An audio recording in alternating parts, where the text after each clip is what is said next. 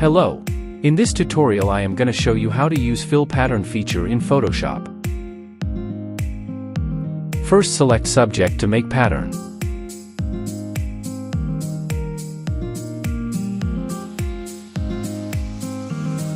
Go to edit and click define pattern.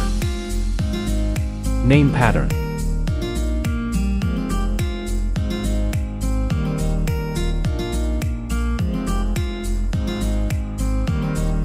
Create a new canvas. Go to edit and click fill. Choose pattern.